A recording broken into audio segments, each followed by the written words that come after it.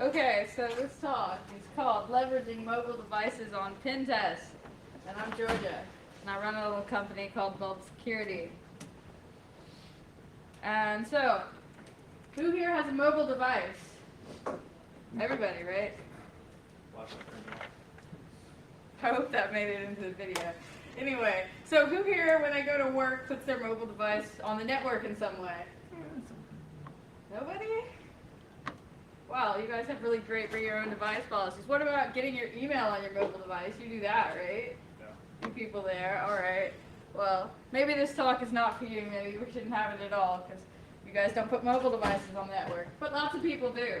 So a lot of times I see something really stupid like this. We just put our mobile device straight on the same network as everything else internally, on like desktops and laptops. They're just attached through some sort of wireless access point attaching into the network. We're all just really sitting on the same network.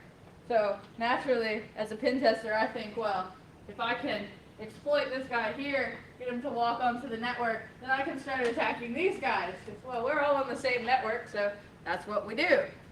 A better way to do this, of course, would be to have some sort of firewall or otherwise VLAN segmenting between nasty mobile devices, also our printers, all of our things that are nasty, and our servers and workstations and whatnot. So if I try and attack them, it gets stuck, and that would be better. But unfortunately, I've never run into a scenario where I see anything like this.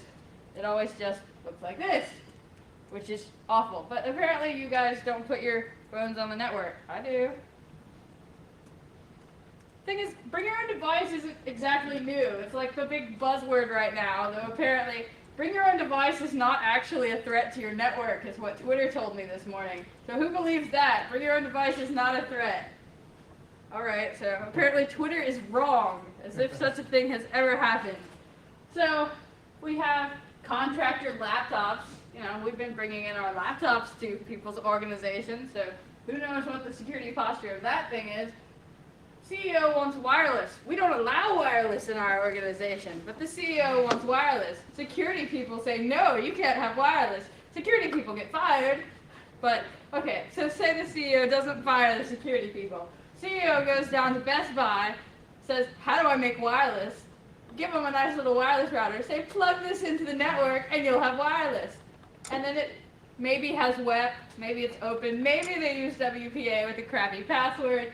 But that's still a bring your own device scenario because we don't control or possibly even know about that device, so we don't know whether it's secure.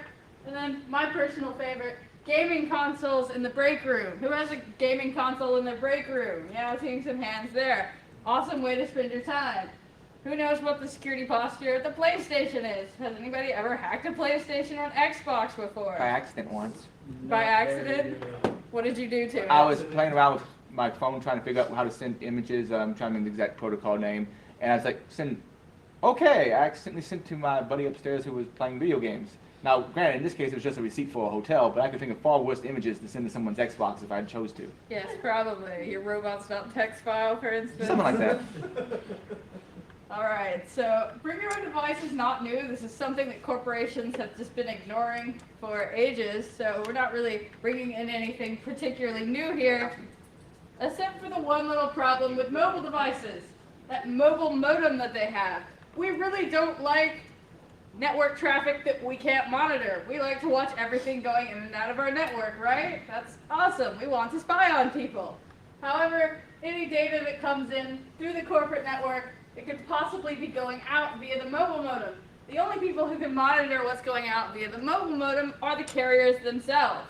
You may have seen some talks previously about where you can actually become the cell tower in some cases. Chris Padgett did a pretty good talk on it, where he dropped dropped everybody down to, God, kill the talk. I'm gonna get banned from life for saying that. I can never say anything right in my talks, and Adrian always puts them online so everybody can laugh at me. But anyway. It causes pronoun issues. What can I say? Kristen Padgett, she did a great talk a couple of years ago at DEF CON where she became the 2G cell tower, and you might say, well, my phone uses 3G or 4G, so this doesn't apply to me. but all of your smartphone, mobile device things will drop down to 2G, Edge, GSM, whatever you want to call it, if they can't get 3G or 4G. And you can just buy a jammer for like 20 bucks and jam everybody down to 2G. So you could actually say that this could be even worse than just being the carrier. This could actually be someone stealing your data right here at this point. So you not only have to worry about the carriers, you have to worry about anybody who wants to spend about $1,000 to build the hardware and then sit outside your organization. So everything is suspect in terms of traffic here because we really can't monitor what's going out via SMS or phone calls or otherwise using that mobile modem. So I started to wonder, all right, mobile devices in the network. What do we do when devices walk into our network? How do we tell whether they're secure or not? Well, we run Nessus against them, of course. That's what we do, right? Who runs Nessus against all the devices in their environment? Nobody? Okay, what do you do? What do you do to tell whether things are secure? Nothing? You just assume they are? You guys don't regularly check for vulnerabilities in your environments? What if we don't want to tell you what particular vulnerability scanner we use at our company because we're afraid we might get in trouble for telling you? Okay, Nessus or equivalent. Yeah. You run some sort of vulnerability scanning against your network periodically to see what sort of vulnerabilities have come up. That's traditional how we check these things. Alright, so I ran Nessus against my iPhone just to see, and it came up with some informational things. So this is the iPhone in question here. It's has some problems. For one, it's jailbroken. I turned on SSH on it, and I left the default password as Alpine. So if you can get on my access point, you can break into this guy right now, if you like. The best thing I've ever seen done with it, sometimes people just wipe it, but when I went to Blackout last year, it seemed normal, but then I just kept getting all these text messages about Justin Bieber. So if you're interested in Justin Bieber, I unfortunately know way more than I should about said young man who apparently sings. But anyway, so it has the default password, so breaking into it is not particularly hard. That's definitely something that should be fixed. And it's not subject to any Indian restrictions. Additionally, it's out of date. It's like iOS 4.3 for hacking purposes. So this is a really insecure iPhone. But according to Nessus, it's not insecure at all. It's awesome. It passed. So take that as you will. So obviously what we're doing is not working. So my smartphone walks into the workplace and accesses some sort of data, hence the little picture here. So it's either downloading email or getting on the network and actually even talking to servers. I mean, some people even like log into devices via smartphone, somehow storing something. So anything that ends up on this device either communicates through this device or is stored on the device could potentially be going out over this nasty guy here. So if we hook up to the mobile modem as well all the time, unless you turn it off, it's at least trying to get on the mobile modem. So we could be sending that anywhere in the world, including to little person with cell tower outside organization. Yay. Not yay, actually. Alright, so some of the threats against smartphones. Big one is the apps. Everybody loves the apps. Everybody likes to rag on the apps right now. They're the horrible, horrible thing going on. So, do malicious apps happen? Yes or no? Yes. Do they cause a threat to your environment? Yes. Wow, you guys are so much smarter than Twitter. I've never seen such a thing. Well, yes, malicious apps can happen. They can steal your data. They can remotely control the device even. We know all this.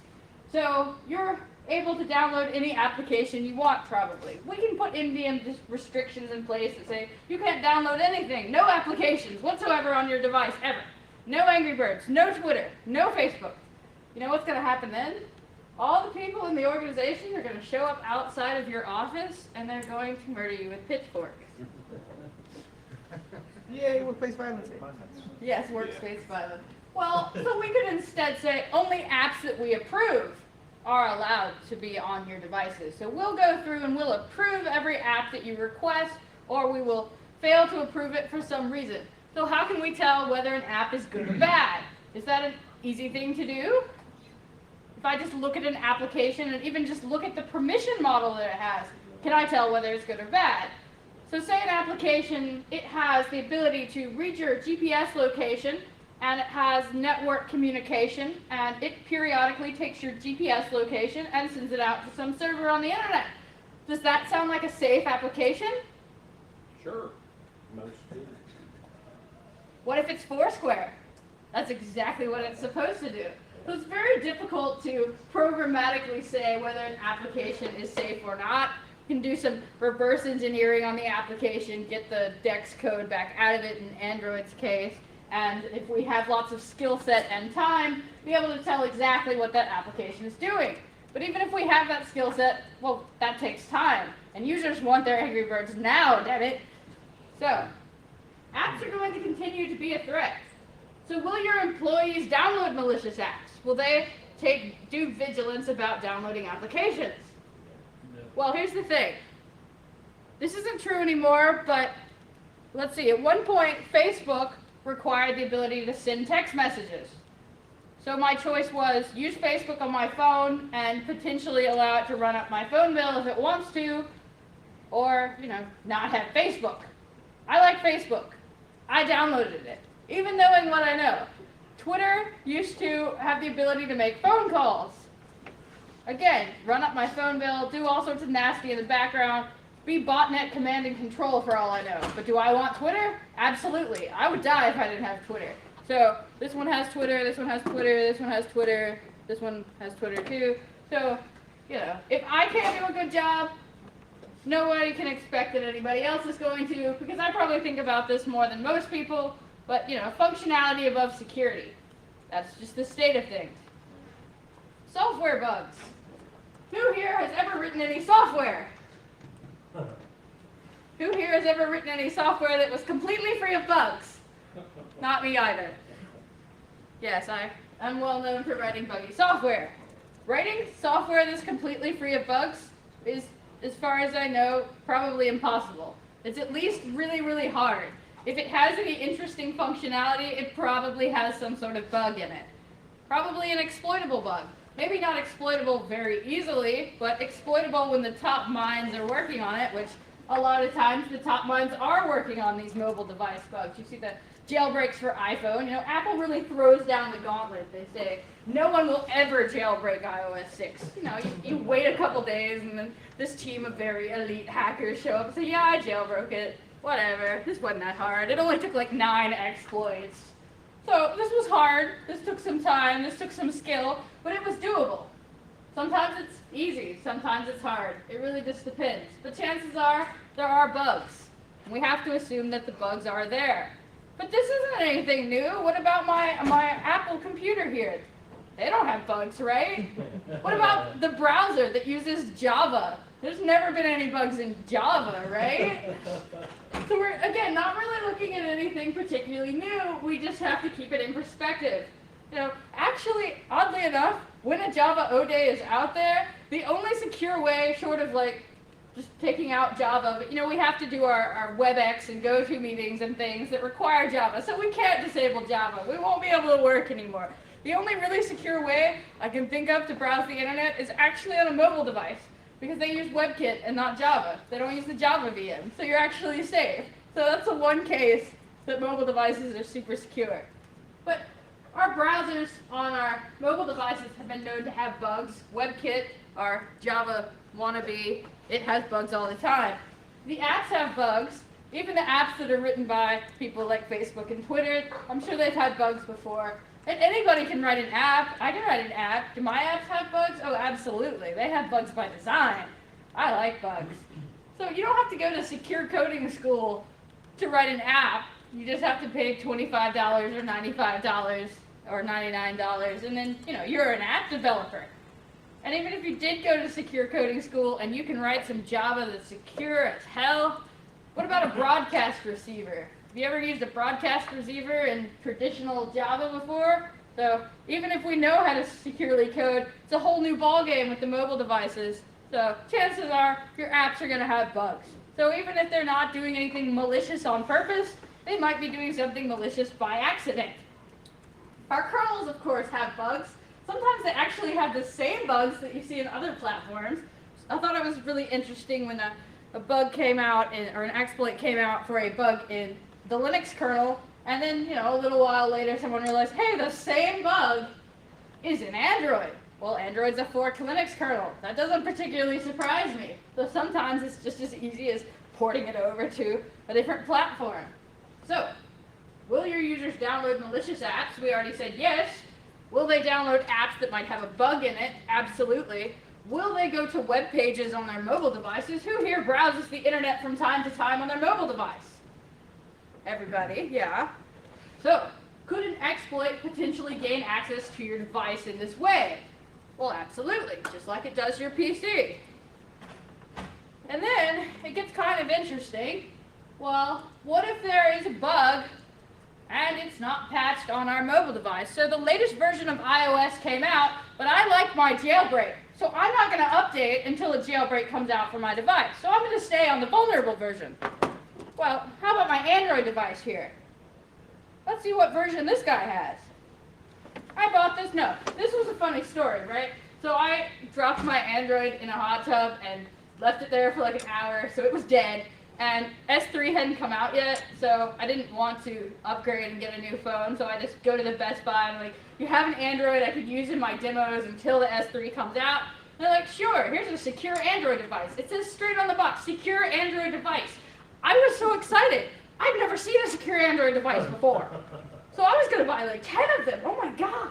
So I buy the thing and I take it home and I open up settings and it says, you can update. Device is up to date. So let's see what version of Android we have here. 2.3.6. Secure Android device. Yeah.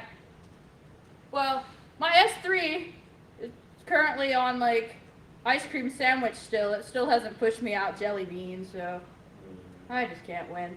So I don't know what to tell you. How can I make my users update the devices to the newest version if it's not being pushed out to them? This thing isn't even a year old. I can't tell my users, you have to go buy the S4 because your S3 that's 6 months old can't get the latest updates, and therefore it's not secure, and therefore it can't be in our environment. Again, pitchforks. We lose. Social engineering. So I used to think that social engineering was a myth, and people were making this up so they could get into conferences and talk about nothing. I really did. Who would click on a link in an email? I mean, really, who would do that? The older people who don't know any better and refuse to listen to the smart people. Well, here's the thing. Then I started doing social engineering campaigns, and I wasn't particularly good at it either. People were like, can you do social engineering? I'm like, sure, I can do social engineering. So, I pull up Social Engineer Toolkit, I clone their website, I make a Gmail address, it's like companyhr@gmail.com, and comes up as somebody's name, and, I make a little email that says, we've created a nice company portal. Please log in for a chance to win a $5 gift card to Best Buy or something. Because I tried to do a $100 gift card, but apparently all the companies think that, their companies are way too cheap for that, so no one would believe it. But if it's a small number, well, the thing is, I keep getting hits, and it's like, this isn't even really sophisticated. You see some stuff that's pretty sophisticated, it looks like the real Amazon with real pictures, and my stuff isn't nearly that cool. But I've always been successful, so apparently I was wrong. Social engineering does work. Well, let's say it doesn't. Let's pretend that in your environment, no one would ever click on a link in an email, ever. Would they click on a link in a text message? Well, it's text. How can text possibly hurt me?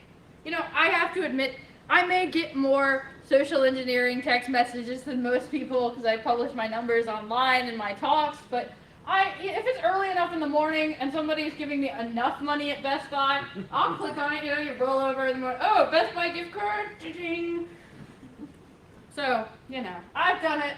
These things are happening, and I think it's going to be really interesting. I think the future of phishing attacks is going to move off of email and move into mobile devices via SMS because, well, spam filtering is pretty good. I spend a lot of my time trying to get past spam filtering with my stupid attacks.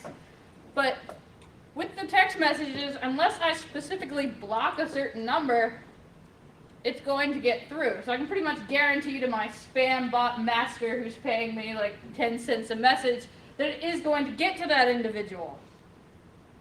There are things, of course, where you can specifically whitelist numbers and only allow certain people to text message you, but that's never going to take off. And I can tell you why. This one specific scenario. Go out to the bar, you meet somebody, you hit it off, they text message you the next day, but you didn't exchange numbers, you never get the message, and you never marry the girl of your dreams. So whitelisting is never going to happen. I thought it was funny, apparently you guys didn't. Downloading apps. I actually got some text messages from one of my carriers, not going to say which one, I have many carriers up here because I like to test all of them. But one of my carriers sent me some messages that said, as a premium handset subscriber, you have the ability to download the security app that we made. Whether that security app really did anything to improve security is another question for another day. But I click on the link in this text message, it sends me not to Google Play or the iPhone store, but instead sends me to App Store at company.com, has a nice little banner at the top, and has this app I can download. Well, I can do that. SPF does that. I can make whatever I want for a third-party app store. So if our users are getting used to seeing this from their carriers and that this is the correct thing to do, or maybe from the company itself, so we send out text messages to everybody in the organization.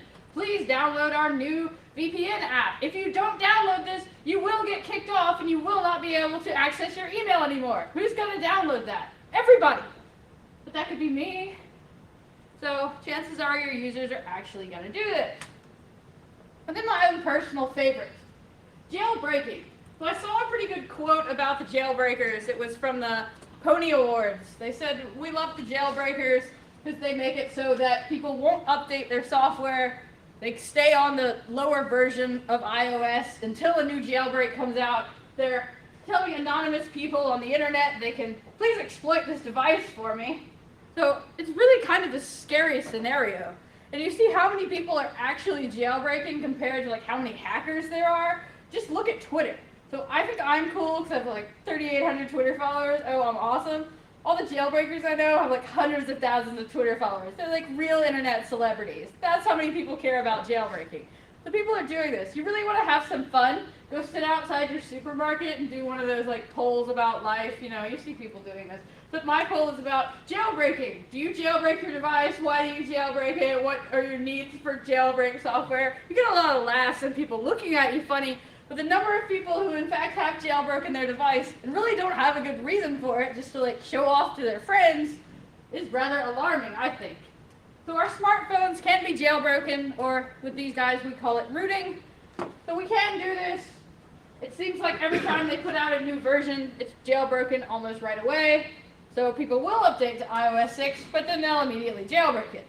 So I go to Google and I say, okay, I have an iPhone 4S and this is iOS 6 and I would like to jailbreak it. Enter. Well, how do we know what results are coming up? How do we know that this is if there can be a good jailbreak, a jailbreak that all it does is jailbreak the device, install Cydia, and then go away, versus jailbreak device, install Cydia, add you to botnet, steal all your data, all that stuff. There's really nothing to say whether the jailbreak is doing something else. You're specifically asking an anonymous entity on the internet to become root on your device. That never seems like a good idea to me. But you probably have jailbroken devices in your environment. Mobile device management solutions say they can stop jailbreaking, but I've never seen one do a very good job. For instance, somebody raised their hand in one of my talks and said, all I had to do to get around the jailbreaking requirement things is change the SU binary to SU1, and then it didn't see me anymore. Well, that's excellent. So, we have to wonder if we don't already, when it walks in, have a device that's already a member of a botnet, they don't even have to do anything, just because they jailbreak it. That's all pretty doomy and gloomy, huh? Nobody wants a mobile device now. Well, of course they do. I'm just, look at all these things. 1, 2, 3, 4. Well, this one doesn't have a modem, but it's still Android. You know, and these are just some of my phones. I have even more. I'm obsessed. Love these things. And so does everybody else. Now that you're going to wear your phone on your head with the Google Glass thing. Seriously, we're going to have them embedded in our hands in 5 years. You wait and see. Now, this is the future. Your car is going to be an Android. Your TV is going to be an iPhone. And your microwave is going to be Windows Mobile. Something along that lines. I really do think everything's going to have a mobile modem. We're going to get rid of the internet altogether, and it's just going to be towers out there. This is going to be an interesting place, I think. At least for people like me. So, once I get on the device, or somebody else gets on the device, you know, we've got our traditional command shelly way of doing things. So, type things into a little command prompt. You know, the guy in the basement with the dark screen, typing little commands, and magic things happen. I think more interesting stuff is to actually go through the application layer and start messing with your application calls and, you know, gather local information, do local privilege escalation, because no one's ever seen a malicious app try and jailbreak the device before. That's never happened. Droid Dream, for instance.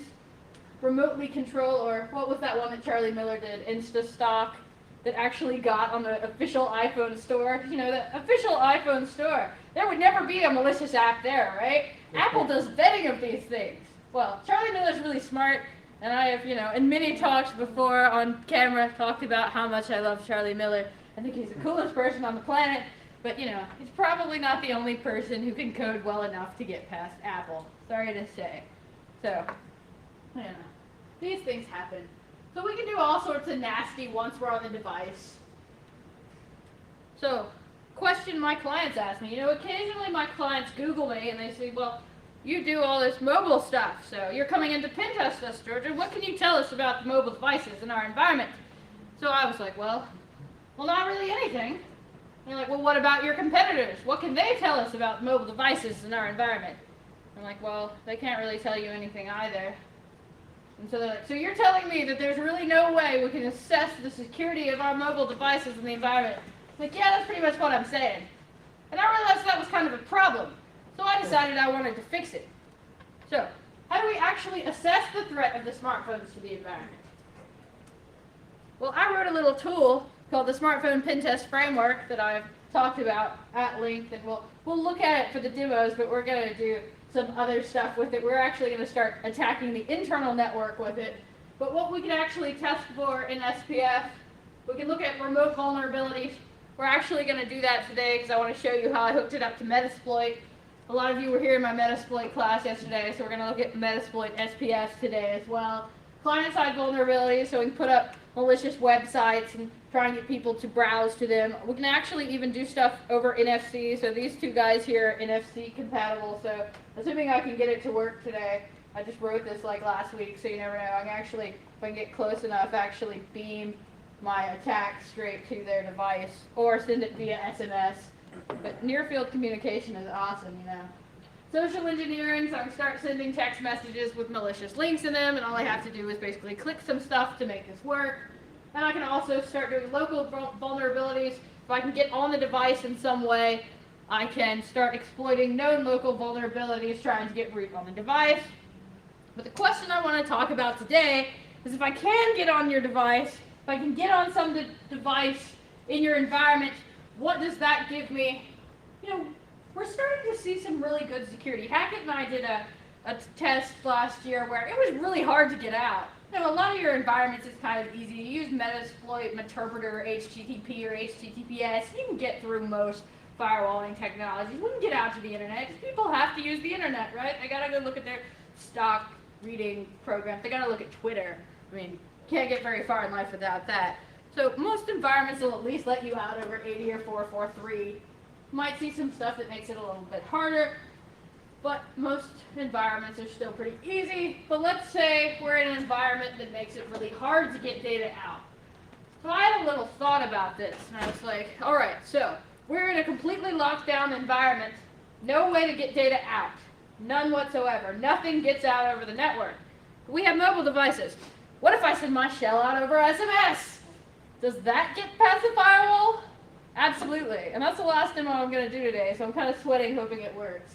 Because that would be really exciting. So it brings us back to this picture. So, mobile device, in any of the ways we talked about, gets hit by SPF. So, any vulnerability, client-side stuff, remote stuff, social engineering, just downloading an app, some way we get onto one of these devices.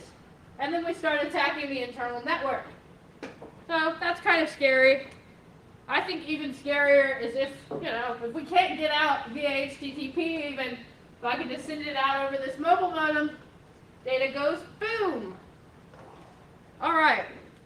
So I wanted to save a lot of time for demos because usually I just talk and talk and talk, and then I can only demo for like 10 minutes, and that's not very exciting. So today we're going to actually have lots of time to look at this. I'm going to pull the chair up so I can sit down. All right. So let's look at some SPF. So I'm going to start playing with emulators so you can see it on my screen, but the last thing I'm going to do, emulators don't do a very good job of like having real IP addresses and things, so I'm going to switch it out at the end for the final demo and actually use the phones, but you guys can't see that very well. So we'll start with the emulators. Alright, so SPF currently only runs on Linux systems. I am working on having some Windows developers make a nice Windows product for us, but it does work on Kali Linux. So if you're switching from Kali to Backtrack, or if you have any other Ubuntu system, there's just installers in here. It's all open source on GitHub, so you can just do a git clone and pull it down. So let's see, let's just start this up and start playing with it. All right, so it is written in Perl. Was that? I just wanted the lights, I can't see the screen very well. Thank you. Yeah, that's better.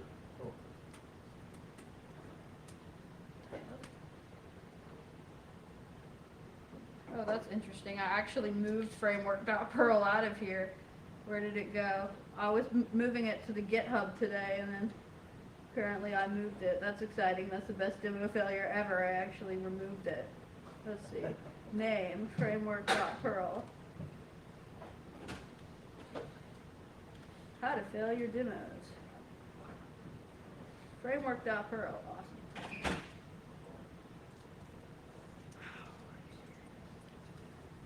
Could this really be happening right now?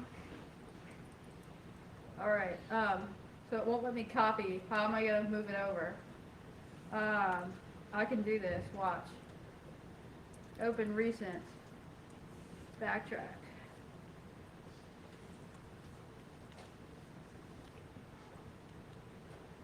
I should have just copied. That's very strange. I broke my own framework. Give me like 5 seconds to fix this. Alright, so move framework.perl to here. Move it onto. Alright, so copy root desktop framework.perl to var www. Yes, the hardest part is getting your own stuff back to your own things. Alright. And I actually need to be on the bridge network. And do etsy init.d networking restart.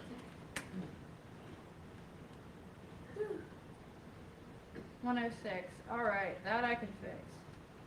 Alright, wget 192.168.20.106 framework.perl.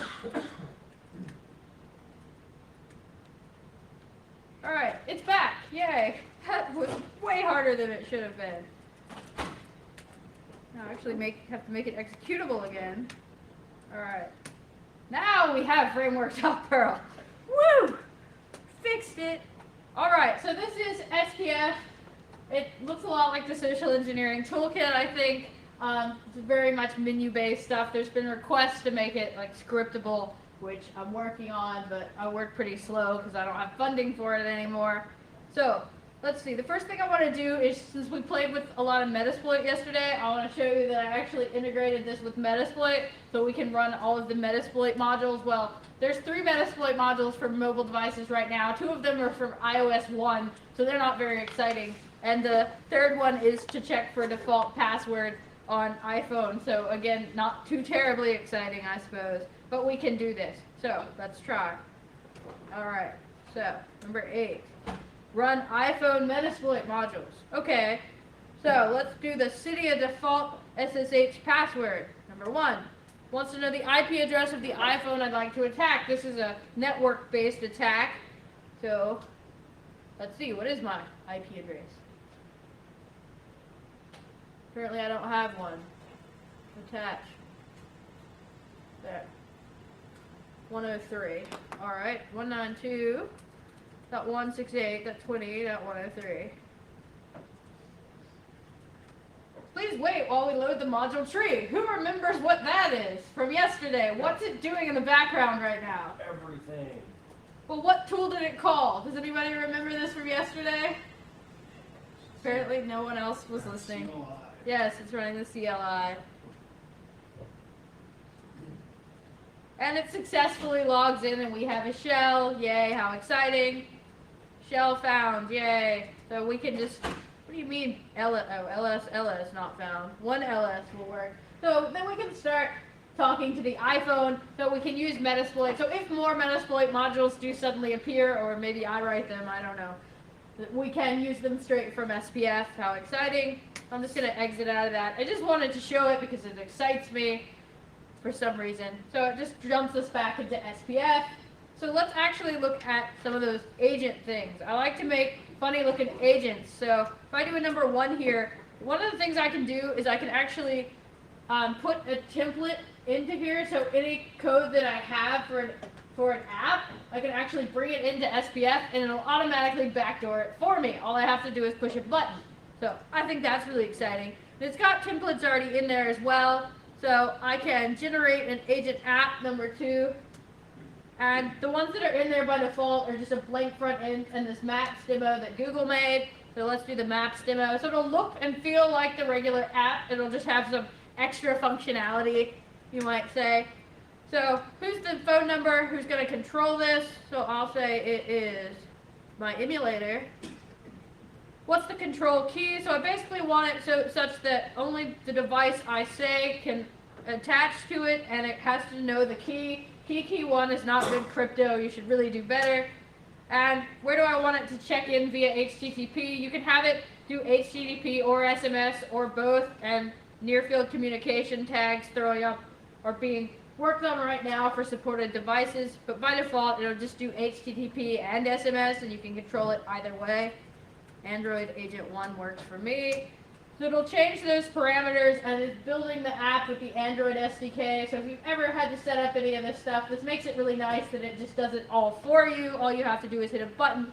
So it built that for us, so now I can serve it. One of the things I think is great about SPF is that it allows me to hook up to mobile modems that I already have. I don't have to use some paid internet service to send messages. I can either plug in a USB modem with a SIM card in it, or I can just actually hook up via an app to my devices. So, I have to give it the correct IP address. What is the IP address of this guy anyways? 101. Okay. So I loaded up the smartphone Pentest framework app. Well, actually, let me regenerate it so you can see that. So let me do number 4, attached to a mobile modem, so I can generate the smartphone-based app as well. And so I can do an Android app or Android app with near-field communication. Not all of your devices are going to be NFC enabled, so you can make one that doesn't have NFC and it only requires Android 1.6. So even any burner device like a G1 that you happen to have lying around, it'll still work. So you can use any modem you want. Or if you want to do NFC stuff, you can generate the Android app with NFC, and that unfortunately does require Android 4.0 or above, because that's when Android Beam and all that happened. So let's just for this one do number 1. The agent I want to control is 1.5.5.5.5.21.5.5.5.6, my other emulator. So this guy here, it's going to have the control key 1, and its web server is Android Agent 1. So that's going to be embedded straight into the app. They try and make it difficult to take SPF and steal it. So I don't know that it's necessarily impossible. Again, Kiki 1. James is here! My assistant finally made it. He drove all night. All right. That makes me happy. All right. So then if I hook up the device like via Android Debug Bridge, which we'll do that, I can actually have it installed that way, or I can just copy it to a web server.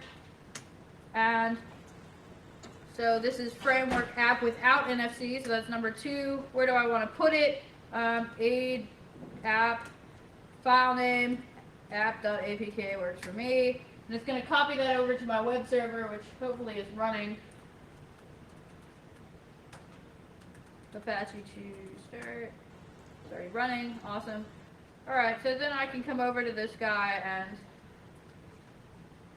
then download it. It's going to replace this other guy. So I just download it.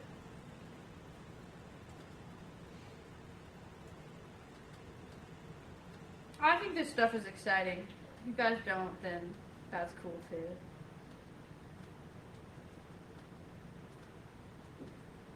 What did I call it? AIDE app. I always forget these things. App.apk. Go. Starting download.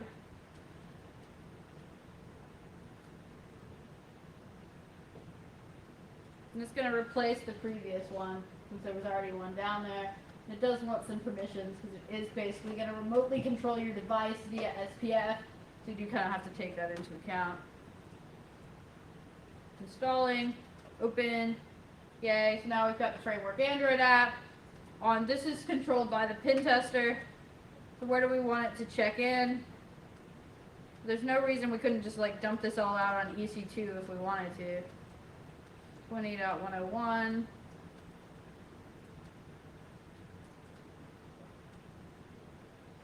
Path. App 1 works for me. I just try and do things that I can remember. And again, a key. I always use key 1. You can use any crypto key that you want. It would probably be good if I like put real crypto in here instead of just nonsensical keys like this. But there's nothing to stop you from doing so. Alright, so then these guys are basically going to three-way handshake with each other. Oops. So do number 4 and then attach to a smartphone-based app. You see number 1 is search for an attached modem. So if I had a USB modem, it actually just sends @ commands straight to the modem over the serial port. So the phone number is 5554. Did I type that right? Yes. Key 1 is the key. And app 1 spelled correctly. And then they're going to TCP handshake with each other basically. And now they're attached. So until we tell it to detach, we can now remotely control our device. So you do kind of have to realize that you're giving SPF the ability to remotely control your device. Alright, so now let's send over our app to our victim phone. So I'm going to do run a social engineering or client-side attack. So we have client-side attacks in the browser. We also have USSD stuff, so those things where it would dial a number and then remotely wipe your device and stuff.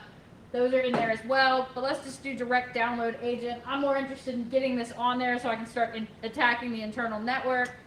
So this is an Android. I'm going to put it agent where it's going to serve it in app.apk again. And delivery method, SMS or NFC. Let's do SMS. These emulators don't have NFC for one thing. Phone number to attack. Who do I want to send this to? Custom text, yes or no. I can change the text to whatever I like. I'll just say no and let it send it. So, sure enough, it sends a message and says the default text is this is a cool app and tells us please download this, which we naturally as users would do so. Where it does client-side attacks are more exciting, but we've seen that enough times. So, here's our app. We download it and install it. Open it up.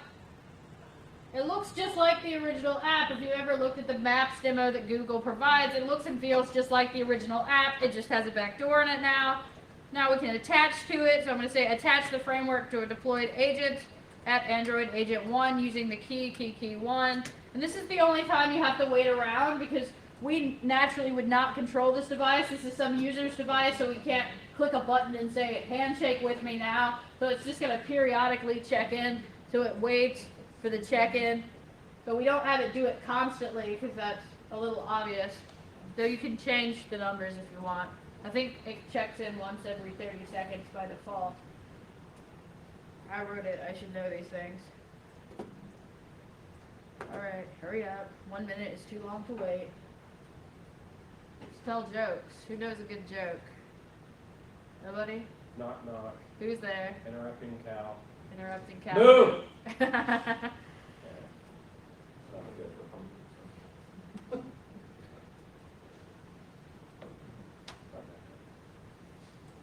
Come on. Alakazam. I got a question. Yeah? Have you done anything with the, like the Windows 8 app stuff? I haven't yet. I don't have a Windows phone. As soon as someone donates I me mean, one. just like on the computer period now, the Windows 8 is app based on Yeah. some stuff now. I haven't done anything with that yet, but it's definitely like on the list.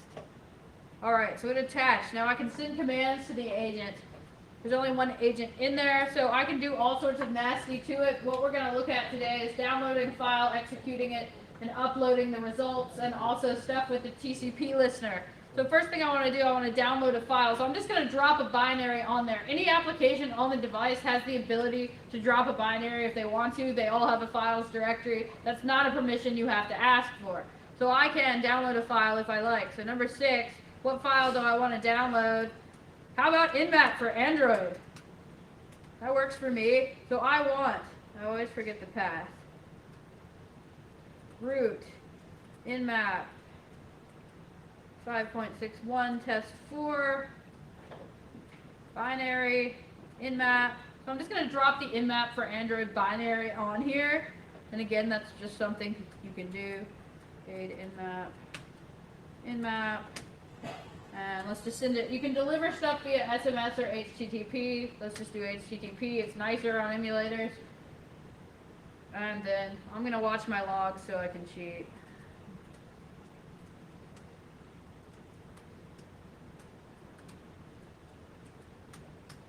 And then I want AIDE.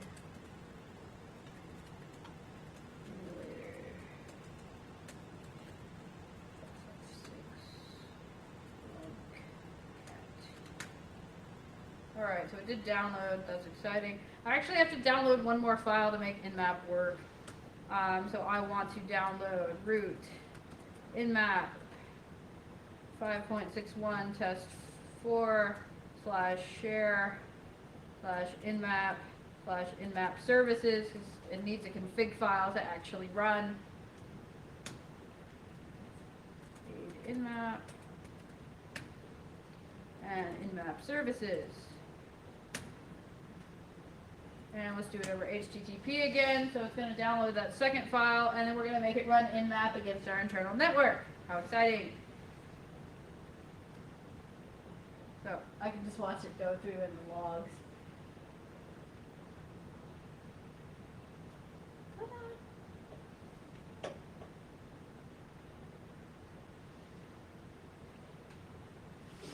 The emulator died. Now it's still there. There we go. Alright, it downloaded that. So now I'm going to tell it I want to execute a command. Command I want to run is Nmap, and I want it to Nmap one of my local systems. So this guy is who? 102. 192.168.20.102, and I'm going to tell it I want it to output the files of the file system into the directory of this guy, com.example.android.google.apis files directory. And I'll just call it AIDE. And was this file downloaded? Was it a binary that was already there, or did I download it? I downloaded Nmap, so I say yes. And then it's going to run that command for me, so it's going to Nmap that other system and see what's running over there, and save it to a file, which I can then upload into SPF. So even though I have no access to their internal network, since I have an exploited device, I can then start Nmapping their internal network. That's always nice, right? I like to be able to see internal networks.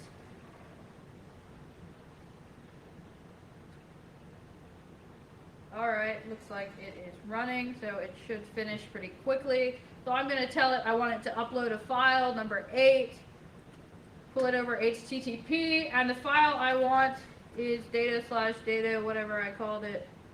I forget these things. AIDE Nmap. Okay, data/data, com.example.android.google.apis. That's just the path of the app files. AIDE Nmap.nmap. So it's going to pull that file and bring it up to our SPF.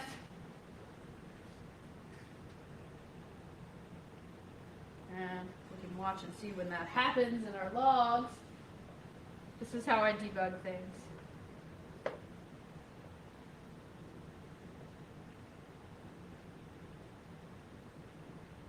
Started upload. Alright, looks like it should have happened.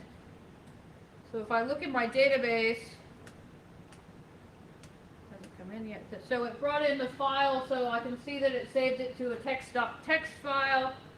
So if I cd to root smartphone Pentest framework console, and cat out file or text.txt, there's all the open ports on that system. Yay, we just in-mapped the internal network through an exploited phone. Well, they've got FTP running, and we could do like version scanning and whatnot like we did yesterday if we wanted to, but I can tell you that War FTP is running on this guy. So I just wrote some C code for exploiting War FTP, pretty easy. You know, nobody would ever have internal stuff that's vulnerable, right? No hands. Nobody ever put anything vulnerable on their internal network ever. Okay, so what I want to do is exploit this, so I need to compile it so it'll run on Android. So just my straight GCC won't work. I need it to be an ARM compiler. So I have one of those in SPF. So if I do number 9, I want to compile some C code for ARM Android. So file I want, let's do root war FTP meterpreter. So it's just some C code I wrote, meterpreter, I can't spell today. And what do I want to call it? Let's just call it war FTP meterpreter. So it's going to make a binary for me that I can now drop on there and run. So we do the same things we've been doing. So let's do send commands to agent. That's the agent I want. File to download. I want root war FTP meterpreter. I guess I should probably start up a meterpreter listener to catch this guy while we're doing that. And AIDE war FTP meterpreter. So I'm just going to drop this file. So this is just some exploit code that's going to run on an ARM device. Hurry up, Metasploit. I'm running out of time here and I still want to do the shell. Alright, so use multi-handler. We learned all this yesterday. This is just Metasploit. Don't be slow. There. Set payload. Windows meterpreter. Reverse TCP. Set lhost. Spelled correctly. 192.168.20.101. Exploit. So now it's got a listener. So this is simulating sending it out over, TCP. So this isn't very exciting, but we'll at least see how this works. So now I want to execute a command again. The command I want is war FTP meterpreter. The box I want to hit 192.168.20.102 on port 21. Did I download it? Yes. So now it's going to run that exploit, which is, since the phone is on the same network as the vulnerable box, we just got meterpreter through a phone. So we're still not anywhere near the internal network. We didn't come near it. That phone walked into the network and sent us that session back out.